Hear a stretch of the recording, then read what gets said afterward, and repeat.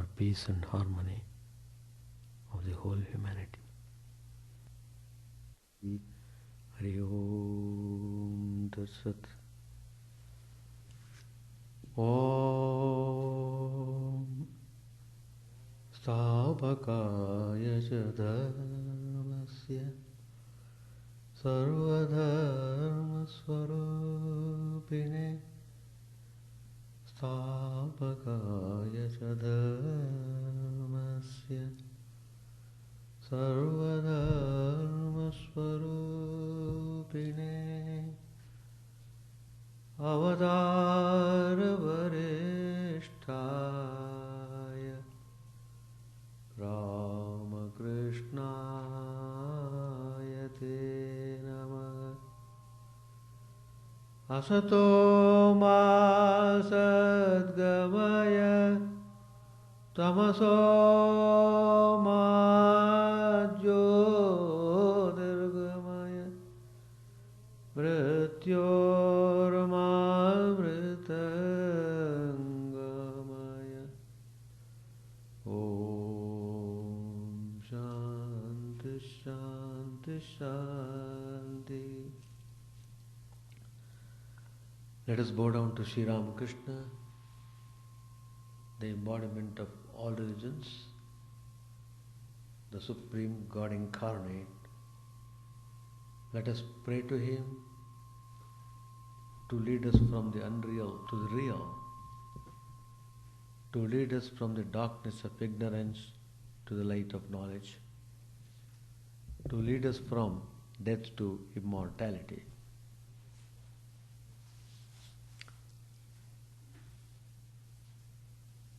In the last class, I have dealt with there is nothing greater than faith.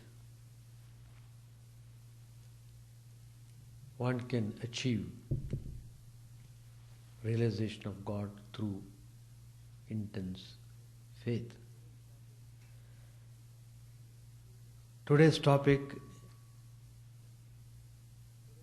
I have taken from the Gospel. Learning is essential. Learning.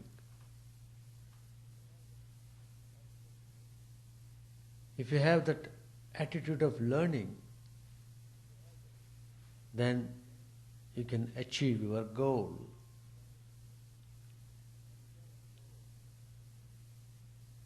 As we are in this world, we have to learn many, many things. In spiritual matters, learning is more important, more essential. If you are giving proper attention to learning, then you will achieve the goal.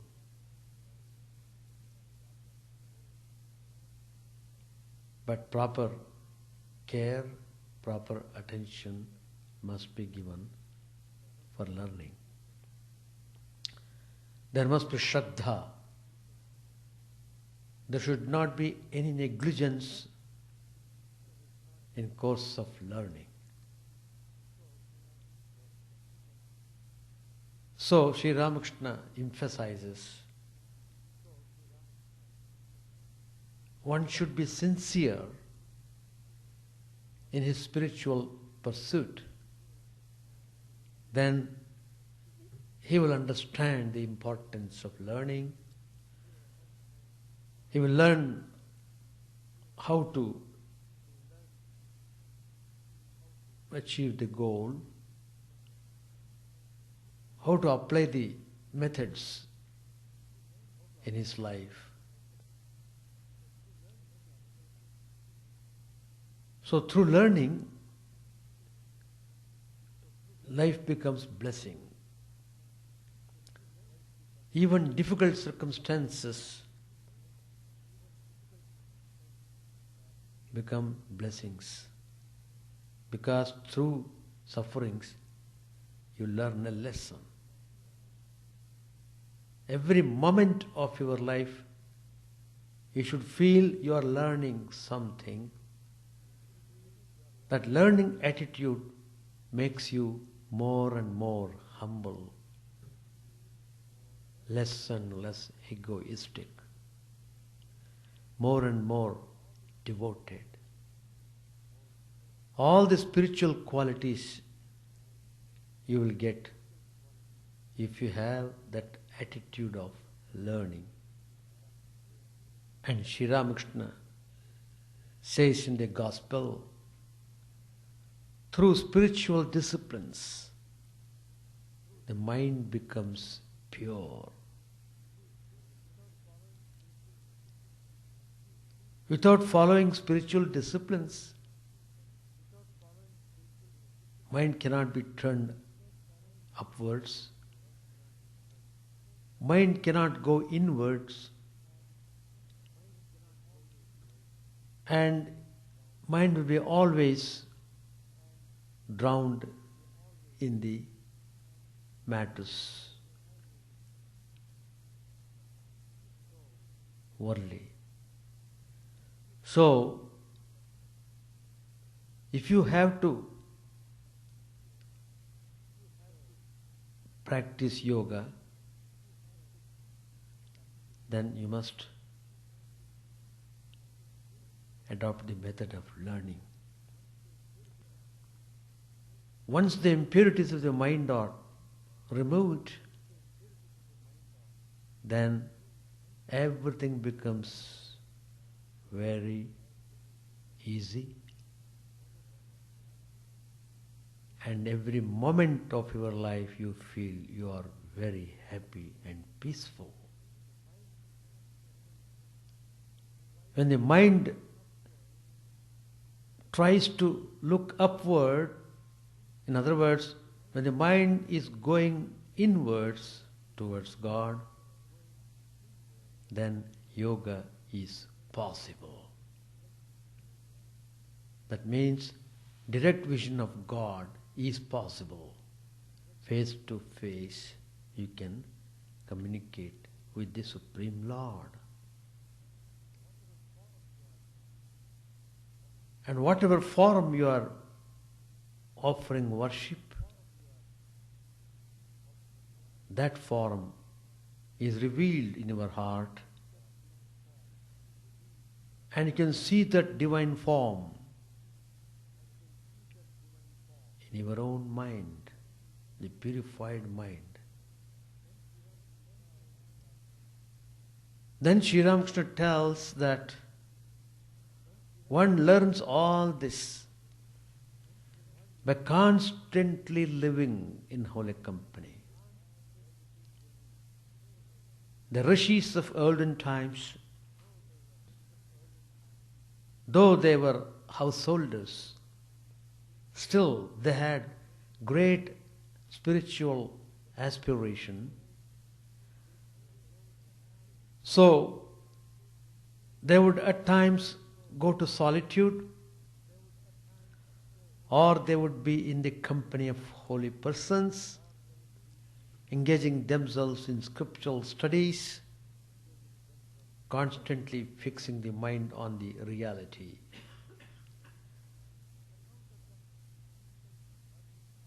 On account of that intense learning attitude, they could easily renounce all the pleasures and sensations of the world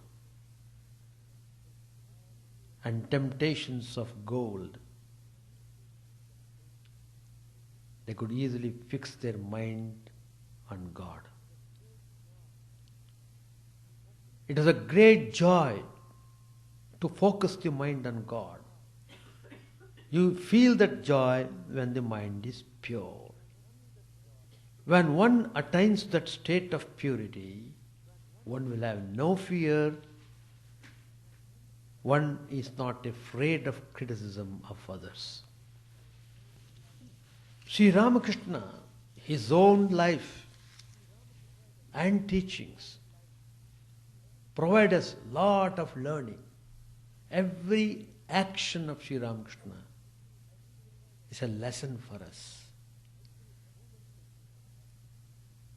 Every movement of Sri Ramakrishna is a lesson for us. Every utterance of Sri Ramakrishna is a lesson. Through his own actions, Sri Ramakrishna disclosed very important spiritual instructions.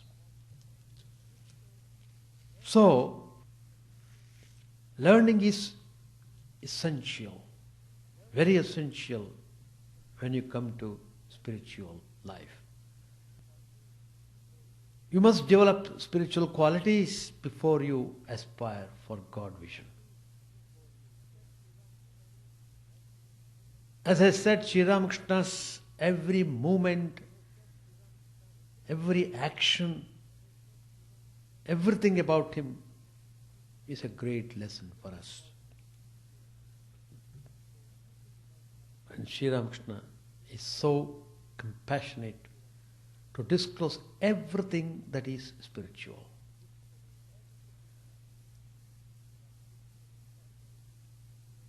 Sri Ramakrishna suffered towards the end of his life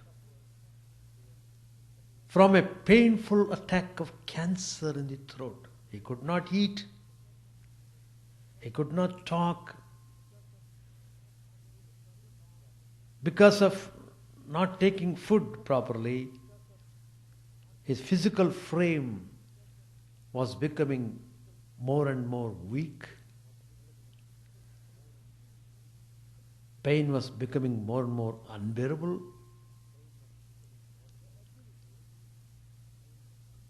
The agony was terrible. But Sri Ramakrishna patiently tolerated this pain without any grumbling. Even in that state, Sri Ramakrishna would always talk about spiritual matters and God.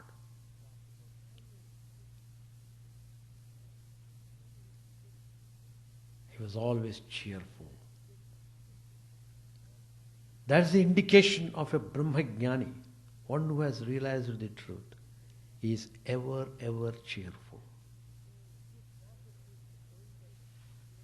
In this process, he is showing us, even though you may have to pass through some suffering circumstances, you can be cheerful. It is possible if the mind is given to God. All the devotees and disciples became very much concerned about the agony of Sri Ramakrishna. They were prepared to do anything so that that pain could be relieved.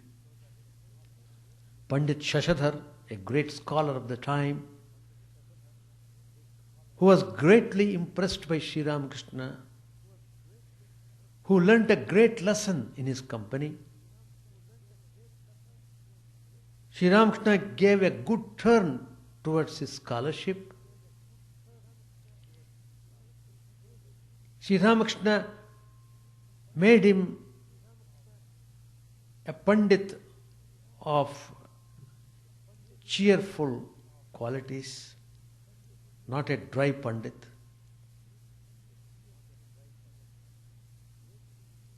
And he was greatly impressed by Sri Ramakrishna and was greatly influenced by him. He came to see him one day when he saw the suffering of Sri Ramakrishna. He became very sad. And then he suggested, well, the scriptures sanction the possibility of a holy man's curing physical disease by directing his willpower on the diseased limb and powerfully wishing its restoration to normalcy. Pandit Shashadhar gave this suggestion. Sri Ramakrishna could be free from his suffering that way. Only he had to apply his willpower. Everything will be all right. Sri Ramakrishna did not appreciate his suggestion, though it was well meant. Their only concern was that Sri Ramakrishna should become well. But Sri Ramakrishna's mind and heart and will, they were totally given to God. They were wholly given to Divine Mother. He nothing owns of himself. Everything belongs to her, in letter and spirit. Not some portion he will keep and some portion he will give. No. The whole thing has been given to him. In a way, he feels he is nothing. Everything is Mother. And Sri Ramakrishna, through this act, has shown to us how we must dedicate our body, mind, and everything to God. How could he indeed divert his mind and willpower, etc., to a piece of flesh in a sore state? He has to take the mind from Mother and fix it on the body where it is suffering.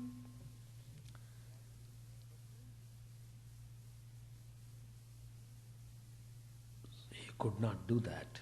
And he didn't want to do that.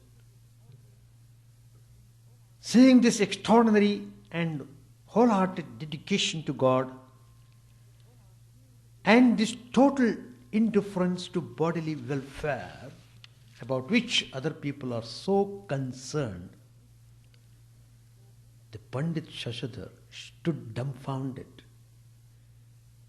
He couldn't believe a person could be like this. It's a severe test of devotion. And Sri Ramakrishna's beloved disciples, now their turn came. They began to think that they should go and force Sri Ramakrishna to pray Divine Mother to get rid of that cancer. So they all went in one body.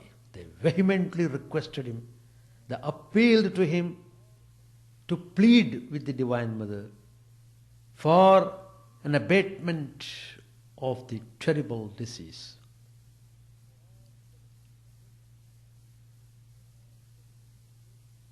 Devotees, they were all, with so much concentration, they were all pleading Sri Ramakrishna to pray. Well, he went to Divine Mother and prayed. He prayed, "O Mother, make it possible that I may eat a little."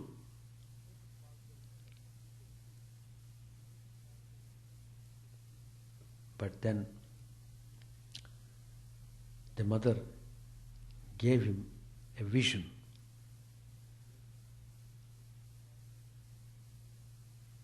The Divine Mother and Sri Ramakrishna were indeed one. He got a vision where he saw all the disciples are eating, and Mother asking Sri Ramakrishna whether he was not eating through all these mouths.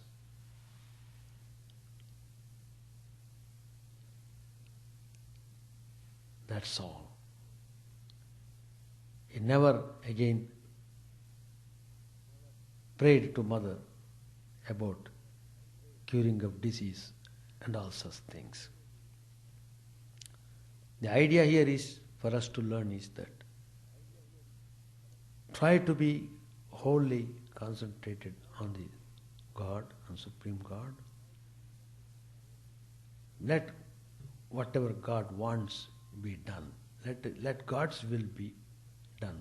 Let God's will prevail. Of course, He has set a great ideal for us.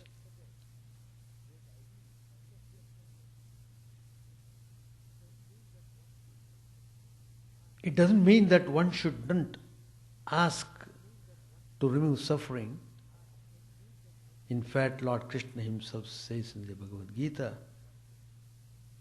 a person who is in distress may call Him so that he can overcome the suffering. It is allowed, but Sri Ramakrishna is providing us a great ideal. It's just like a child going to mother, "Oh Ma, give me this toy." And mother gives, "All right, take it, enjoy it." It's just like that. So Sri Ramakrishna, who would not persevere in striving for getting cured of a fatal disease, he acted quite differently in another similar situation. There was a great devotee, Mathurnath, who was rich, who was powerful, who was the proprietor of the Kali temple, where Sri Ramakrishna spent his days. He was a great admirer and lover of Sri Ramakrishna. He loved Sri Ramakrishna very much. He was very devoted and faithful attendant.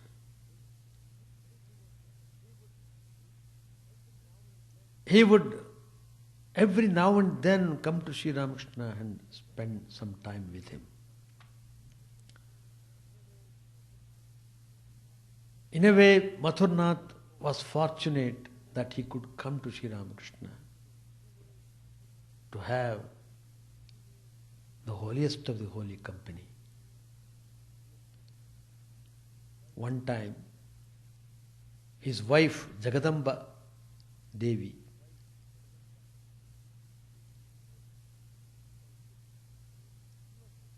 fell sick. She was also a great devotee. You know, disease comes to everybody. Who is free from disease? Body is subject to disease, decay. It's natural.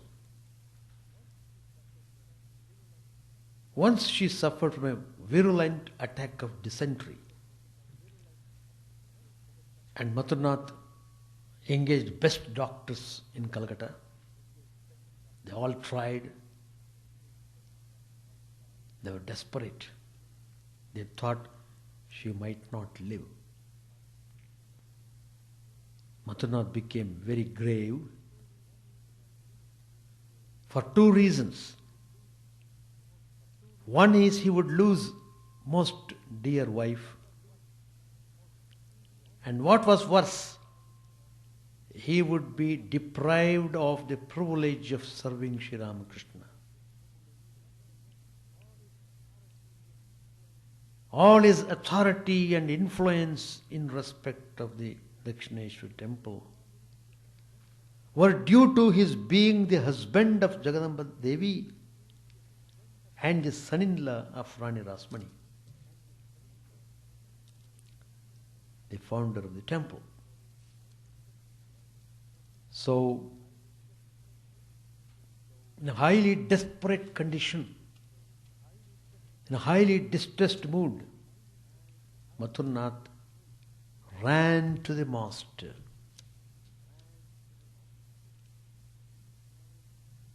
Then he began to plead with Sri Ramakrishna to see that Jagadamba got cured of that disease. It's only through Sri Ramakrishna's grace that she could be saved. Madhunath had that tremendous faith and devotion to Sri Ramakrishna. And he knew very well it's only Sri Ramakrishna he could do, none else. Otherwise she will die. And Madhunath came and pleaded, and weeping with tears, and Sri Ramakrishna, Kripa Sindhu, ocean of compassion, ocean of mercy. Immediately, he assured Madhur Babu, well, don't worry, your wife would recover. Immediately, Madhunath became very happy, cheerful, and he went back with tremendous hope that his wife would be all right. It became true. Jagadamba started recovering. But Sri Ramakrishna, in conformity with an inscrutable law of propriety and compensation, had to bear in his person the sufferings of the dysentery.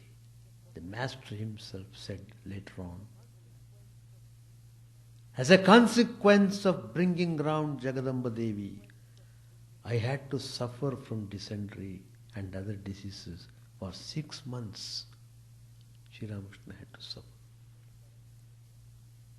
We said that Shashidhar was dumbfounded by Sri Ramakrishna's strange reaction to his well-meaning suggestions. Now we stand dumbfounded at this shower of grace of the Master on Mathurnath and Jagadamba, and realize to what extent the Master would go to bless the devotees. That's very important. Just be devoted and sincere. Study his life and teachings and learn through them. You will be recipient of the Master's grace. Once Sri Ramakrishna had an attack of a burning sensation all over his body. He was feeling tremendous burning sensation. It was not ordinary. The whole body was aching, and the suffering was unbearable. The best treatment was arranged for, but with no effect.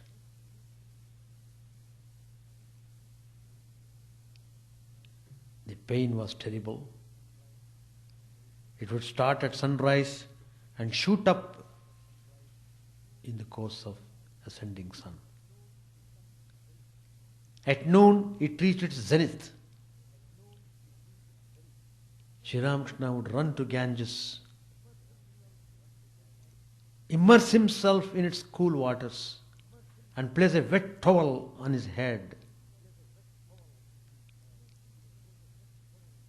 There was a fear that this exposure to too much cold might bring on other complications. He would also wet the marble floor of a room and keep rolling his body on it to provide it a contact with something cool.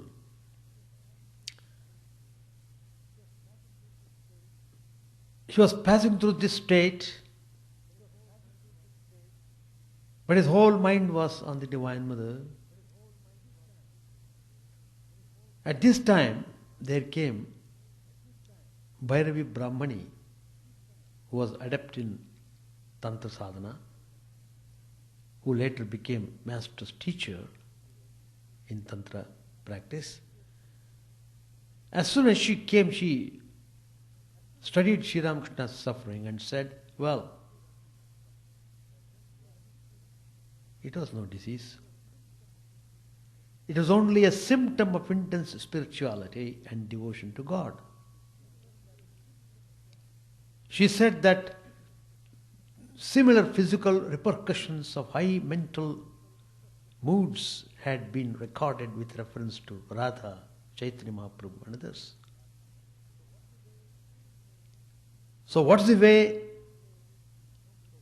The cure lay in no medicine, but in adorning the sufferer with sweet flowers and smearing the body with fragrant sandal paste.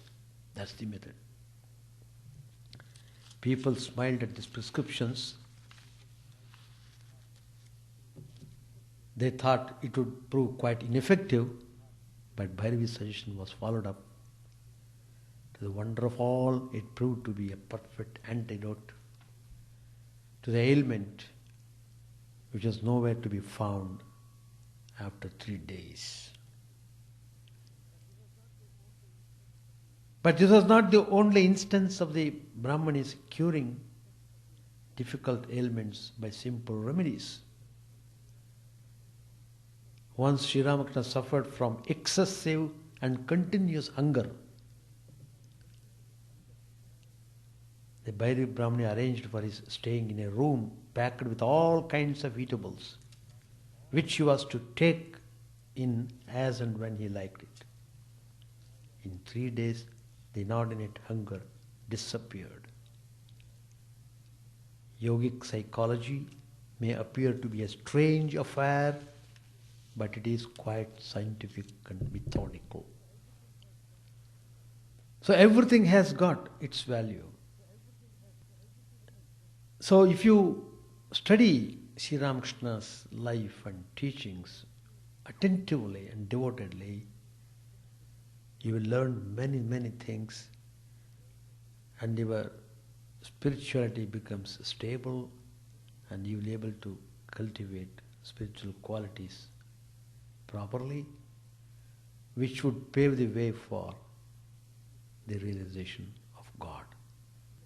Master Maharshi said, in one place, the author writes of bhakti. Bhavani Pathak sent a girl named Nishi to keep Prafulla company.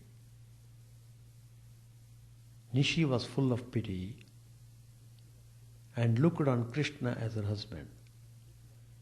Prafulla was already married. She had lost her father and lived with her mother. The neighbors had created a scandal about her character and avoided her. And so her father-in-law had not allowed her to live with his son. Later, her husband had married again, but Prafulla was extremely devoted to her husband. To Sri Ramakrishna, Yam said, now sir, you can follow the story. Yam read, Nishi, I am a daughter of Bhavani Pathak. He is my father. He has also, in a way, given me in marriage. Prafulla, what do you mean?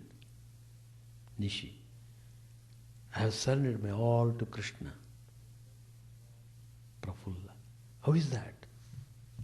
Nishi, my beauty, youth and soul. Prafulla, then he is your husband? Nishi, yes, because he alone is my husband who completely possesses me. Prafulla, with a sigh, said, I don't know. You talk that way because you do not know what a husband is. If you had a real husband, you could never have liked Shri Krishna. The foolish Brajeshwar, Prafulla's husband, was unaware that his wife loved him so much. Nishi said, all can love Shri Krishna, all can love Sri Krishna because he has infinite beauty, infinite youth, and infinite splendor. This young lady was a disciple of Bhavani and well versed in logic, but Prafulla was illiterate. She could not answer Nishi's arguments, but the writers of the Hindu social laws knew the reply. God is infinite, no doubt, but one cannot keep the infinite in the small cage of the heart. One can do so only with the finite. Therefore, the infinite creator of the universe is worshipped by the Hindu in the cage of his heart as Sri Krishna, the finite personal God. The husband of a woman has a still more definite form. Therefore, if the wife cherishes pure conjugal love, the husband becomes the first step toward God. Hence, the husband is the only deity to the Hindu woman. Other societies are inferior to Hindu society in this respect. Prafulla was an ignorant girl. She could not understand Nishi's arguments. She said, "Friend, I don't understand all these arguments, but you have not yet told me your name." Nishi said, "Bhavani Patak has given me the name of Nishi, night. I am the sister of Diva, day. One day I shall introduce my sister to you. Let me continue what I was saying. God alone is the real husband, and to a woman the husband is her only God. Sri Krishna is the God of all. Why should we cherish two deities, two gods? If you divide the little bhakti of this small heart, how little there will be." Prafulla said, "Don't be silly. Is there any limit to a woman's bhakti?" Nishi said, "There is no end to a woman's love, but bhakti is one thing and love another." Summarizing part of the book, M said that Bhavani initiated Prafulla into spiritual life. During the first year, Bhavani did not allow any man to enter Prafulla's house, nor did he allow her to speak to any man outside the house.